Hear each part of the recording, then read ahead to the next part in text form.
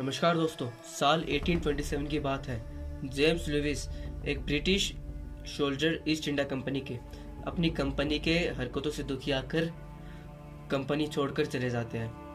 Undercover रहने के लिए अपना नाम बदल के रखते हैं और वो करने निकलते हैं जो इनका असली पैशन है, ट्रैवलिंग। ट्रैवल करते करते 1829 में ये पंजाब पहुंचते हैं और यहाँ इन्हें एक प्राचीन शहर मिलता है। यहाँ पे इन्हें कई सारी प्राचीन चीजें दिखाई देती है जिनकी ये ड्राइंग्स बनाने लगते हैं और ये इस बात से बेखबर थे कि इन्होंने हड़प्पा का एक प्राचीन शहर ढूंढ निकाला है। करीब 100 साल बाद यानी कि 1920s में जॉन मार्शल, जो कि उस टाइम के ASI के डायरेक्टर थे, वो और कई सारे इंडियन आर्कियोलॉजिस्ट हड़प्पा की मिट्टियों पर सर्वे करते हैं और उन्हें ये पता चलता है कि ये मिट्टियां 5000 साल से पुरानी है।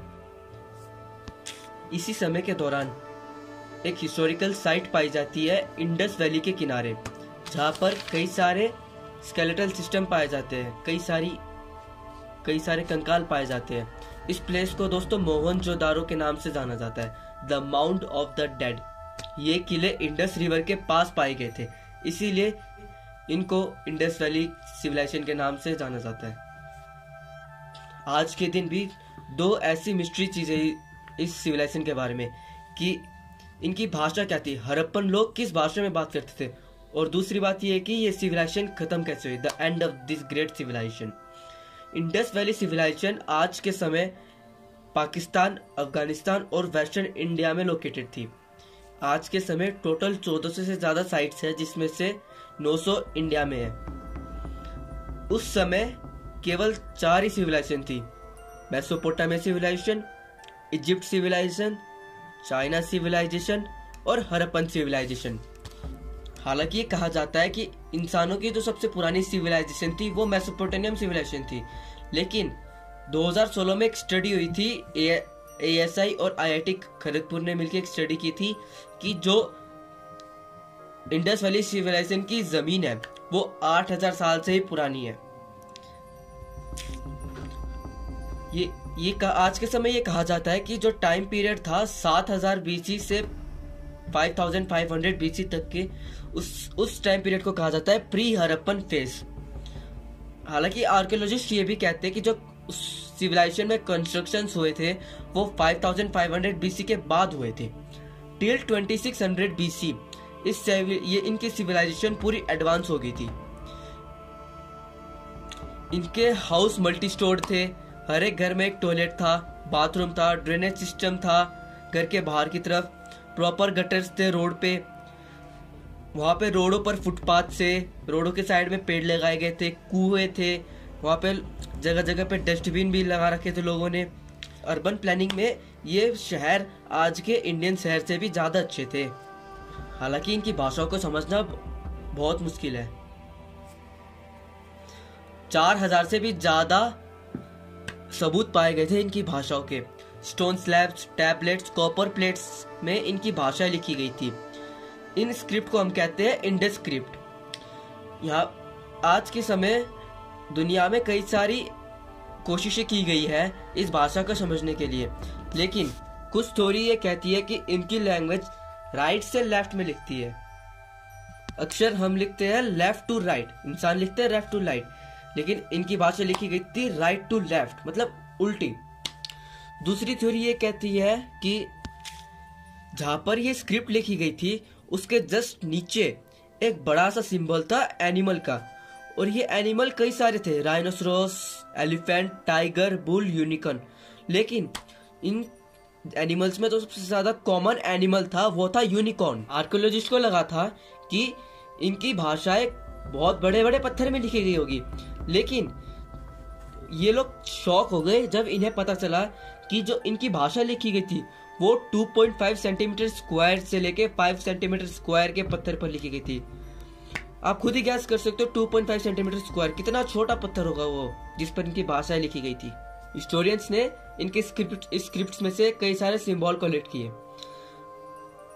और उन्हें पता चला कि टोटल 400 प्लस साइंस है इनकी स्क्रिप्ट में, लेकिन अकॉर्डिंग टू हिस्टोरियंस हर एक साइन अलग ही साउंड को रिप्रेजेंट करता है। आज के समय में हमें इजिप्टियन लैंग्वेज इसीलिए पता है क्योंकि 200 साल पहले आर्कियोलॉजिस्ट को एक बड़ा सा पत्थर मिला था जो धरती के अंदर मौजूद था। उसे जब बाहर निकाला गया तो उस पत्थर में इजिप्टियन लैंग्वेज में कुछ लिखा हुआ था, सेम उसके नीचे ग्रीक लैंग्वेज में और कुछ लिखा हुआ था।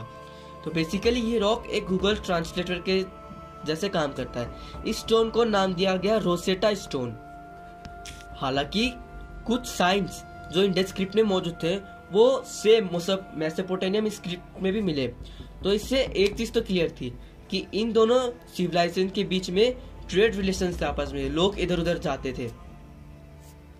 इन दोनों सिविलाइजेशन में अलग अलग भाषाएं बोली जाती थी क्योंकि दोनों की स्क्रिप्ट्स अलग अलग टाइम पे डिस्कवर हुई थी। जो मेसोपोटामियन सिविलाइजेशन के लोग थे वो अपनी लैंग्वेज इंडस स्क्रिप्ट में लिखते थे। देख रहे हो आप, इंडस स्क्रिप्ट में वो अपनी लैंग्वेज लिखते थे उस टाइम पे। इंडस वैली सिविलाइजेशन की सिटीज में कई सारे इंटरेस्टिंग पैटर्न पाए गए हैं। इन शहरों में दो सेगमेंट थे, एक लोअर माउंट और दूसरा अपर माउंट। उस अपर माउंट को हम किला कहते हैं और लोअर माउंट जहां आम जनता रहती थी। जो लोअर माउंट था वो चारों तरफ से एक दीवार से कवर्ड था। सेकंड जो किला था वो थोड़ी सी हाइट पे बनाया गया था क्योंकि अक्सर आपने देखा है कि राजा महाराजों के किले भी ऊपर ही होते हैं। तो ये आइडिया उस टाइम से था। इस किले को अपर माउंट कहते थे। ये किला अक्सर शहर के वेस्ट साइड में होता था। इस किले की अपनी एक दीवार थी और लोअर माउंट की अपनी एक दीवार थी। इस किले के अंदर कई सारी जगह थी जैसे शहर का मार्केट प्लेस, वर्कशॉप्स, लोग यहाँ पे एक दूसरे से मिलते थे। एक मीटिंग हॉल टाइप में भी था इस किले के अंदर। इन दीवारों का मेन पर्पस था कि जो जंगली जानवर थे उनसे बचने के लिए। दूसरा था क्योंकि ये जो सिविलाइजेशन, ये शहर जो था ये नदी के पास था, तो जो फ्लड्स आती थी उससे प्रोटेक्ट करने के लिए ये दीवार बनाई गई थी। मोहनजोदारो में एक मेन अट्रैक्शन वाली प्लेस थी, वो थी द ग्रेट बाथ। ये एक बड़ा सा मल्टी स्टोर स्विमिंग पूल था। यहाँ पे ये जली हुई ईंटों से बनाया गया था। सोच रहे आप, जली हुई ईंटों से। इसका अपना एक ड्रेनेज सिस्टम था और एक कुआं था। ये दिखाता है कि उस समय भी उस स्विमिंग पूल में फ्रेश वाटर था, लोग फ्रेश वाटर से नहाते थे। कई सारे सबूत से ये माना जाता है कि मोहनजोदारो इंडस वैली सिविलाइजेशन की कैपिटल सिटी थी। इन शहरों के अंदर कोई भी मंदिर नहीं था, कोई भी मस्जिद नहीं था, ना कोई चर्च था, ना ही कोई महल दिखा गया। यहाँ तक कि इन शहरों में के पास ना कोई आर्मी थी, ना कोई सेना थी, ना कोई रॉयल फैमिली थी। लेकिन जो और ब्रोंज एज सिविलाइजेशन थी उनमें ये सब चीज थी। मोहनजोदारो में एक जगह थी ग्रेट ग्रेनरी के नाम से। यहाँ पर शहर की पूरी ग्रेन स्टोर की गई थी। दोस्तों अब आते हैं सबसे मेन पॉइंट पर, how this civilization was ended. दोस्तों 1900 BC से लेके 1300 BC तक इस सिविलाइजेशन में रैपिड डिक्लिनेशन दिखाई दिया हमें। इस समय के बाद जो प्लानिंग ऑफ सिटीज थी वो खत्म हो चुकी थी, ड्रेनेज सिस्टम भी सूख चुके थे, ग्रेट बाथ में भी पानी नहीं था, यहाँ पे कूड़ा वगैरह भरने लगा। ट्रेड लिंक्स मेसोपोटामियन सिविलाइजेशन और इंडस वैली सिविलाइजेशन के बीच में टूट गई थी। 1800 BC तक आते आते ये सारे शहर खाली हो गए थे। किसी को नहीं पता था कि ये शहर आखिर खाली कैसे, लोग कहाँ गए आके। इसको लेके कई सारी थ्योरी बनाई गई है।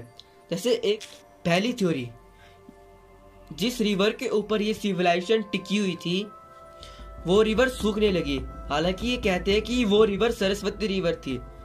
आखिर ये रिवर सूखी कैसे, इसको लेके भी दो चीजें कही जाती है कि ये रिवर टाइम के साथ अपना कोर्स चेंज करने लगी। हालांकि रिवर टाइम के साथ अपना कोर्स चेंज करती है, मतलब अपनी डायरेक्शन चेंज करती है। टेक्टोनिक प्लेट्स में ये कोई शिफ्ट होगा, टेक्टोनिक प्लेट्स इधर इधर हो गई होगी, तभी ये रिवर सूख गई।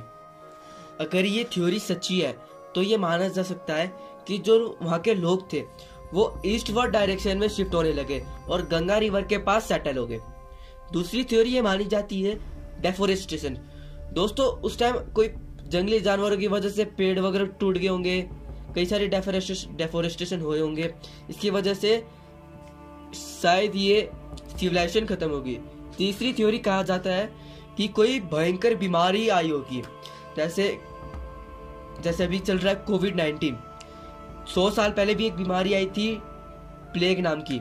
तो हर सदी में कोई ना कोई बीमारी आती रहती है, तो शायद दोस्तों उस टाइम भी कोई बीमारी आई होगी जिसकी वजह से ये सारी पॉपुलेशन खत्म हो गई होगी। जितनी भी ऊपर की थ्योरीज थी उनसे एक चीज तो क्लियर है कि 600 BC तक आते आते ये सिविलाइजेशन कंप्लीटली खत्म हो चुकी हुई थी। ये सिविलाइजेशन 5000 साल तक रही थी। With the respect of time ये शहर जमीन के अंदर चले गए और इसके ऊपर नई नई शहर बनने लगे, नई नई बिल्डिंगें बनने लगी और हमने इन लोगों को, इन पुराने शहरों को खो दिया।